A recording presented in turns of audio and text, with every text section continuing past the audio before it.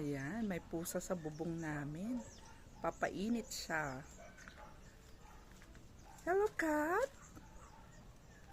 O ano, mainit na?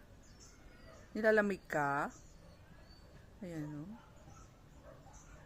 May iba yung kanyang mukha o. Nag-post pa oh. Ang cute niya. Hi, cat. Hi. Hello, cat. So cute. Ano bang kanyang mukha?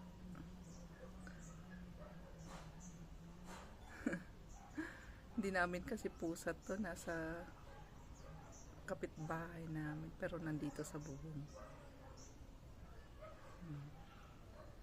Hello, cat. Hello.